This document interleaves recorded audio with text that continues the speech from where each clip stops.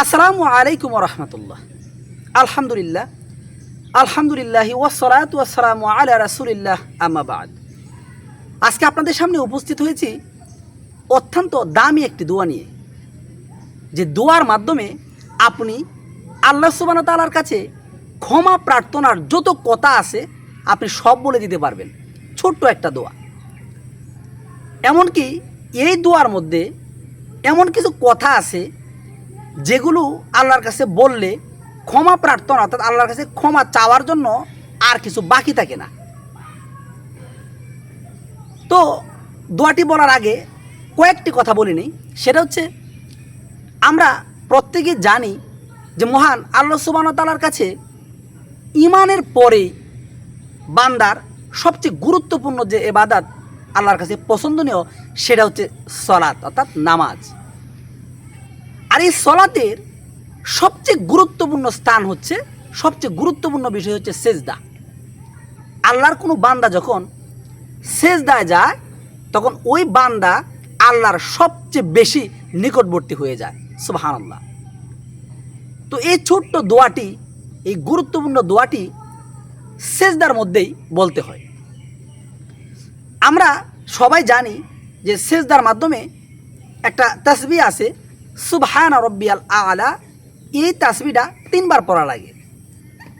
তো আল্লাহর কোনো বান্দা যদি সুবহানা রব্বিয়াল আলা এই তাসবিহটি, অর্থাৎ এই দোয়াটি 3 বার পাঠ করার পর, আমি যে দোয়াটা বলবো এখন, এই দোয়াটা পাঠ করে আল্লাহ তাআলার কাছে ক্ষমা প্রার্থনার আর কোনো কথা বাকি থাকে না। তো দোয়াটি কি, চলুন জেনে নেই। আল্লাহুম্মা গফিরলি যানবি কুল্লাহু ওয়া দিক্কাহু ওয়া জিল্লাহু ওয়া আউয়ালাহু ওয়া আখিরাহু ওয়া আলানিয়াতাহু ওয়া সিররাহু।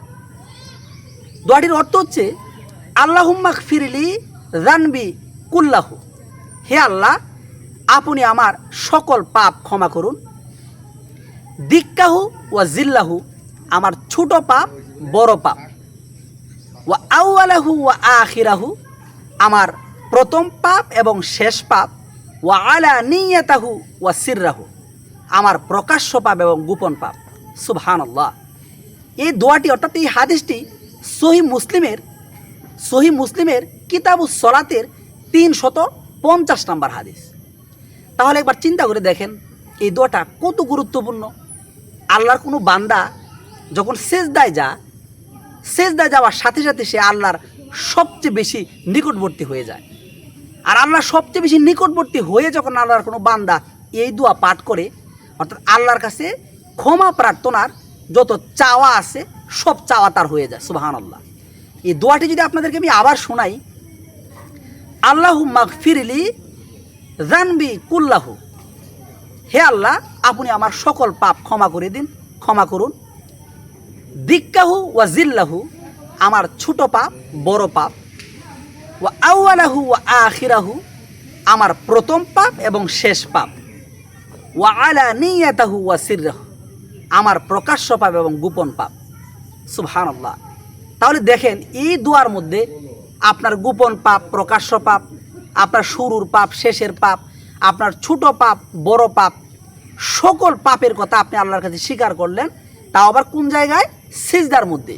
যখন কোনো বান্দা সিজদায় যায় তখন আল্লাহর কাছে সিজদায় গিয়ে যখন বান্দা দোয়া করে, আল্লাহ দোয়া তখন বেশি বেশি কবুল করেন। তাহলে এই জন্য আমাদের প্রত্যেকেরই উচিত, আমরা যখন সলাত আদায় করি তখন বিশেষ করে ফরজ সলাত ব্যতীত নফল, সুন্নাত, এই সমস্ত এই ধরনের সলাতের মধ্যে আমরা যেন 3 বার সুবহানা রব্বিয়াল আলা পড়ার পর, এই দোয়া পড়ার পর আমরা যেন যে দোয়াটা আমি বললাম এটা যেন আমরা পড়ি। তো এই ভিডিওটি যারা দেখতেছেন অথবা অদূর ভবিষ্যতে যারা দেখবেন, প্রত্যেকের প্রতি আমার রিকোয়েস্ট থাকবে, ভালো কাজ যে করে তাকে সাপোর্ট করুন। ভালো কাজ চোখের সামনে আসলে সেটা সমর্থন করুন। এটা শেয়ার করে অন্য একটা ভাইকে দেখার সুযোগ করে দিন। এতে আপনার যতটুকু কল্যাণ হবে, কোনো একটা ভাই যখন সেটা শেয়ারের মাধ্যমে দেখবে, সে যখন এই আমলটা করবে, শিখবে, ঠিক তদ্রূপ ওই ভাই যতটুকু সওয়াব পাবে আপনিও ঠিক ততটুকু সওয়াব পাবেন। এই জন্য মানুষের কল্যাণে বানানো যে সমস্ত ভিডিওগুলো হয়, অথবা আল্লাহ সুবহানাহু ওয়া তাআলার জন্য যে ভিডিওগুলো মানুষ তৈরি করে, ইসলামিক ভালো ভালো কন্টেন্ট যেগুলো তৈরি করে সেগুলো শেয়ার করে সমাজের মধ্যে, বিশ্বের মধ্যে বেশি বেশি প্রচার করে দিন। আজ এই পর্যন্তই। আসসালামু আলাইকুম ওয়া রাহমাতুল্লাহ।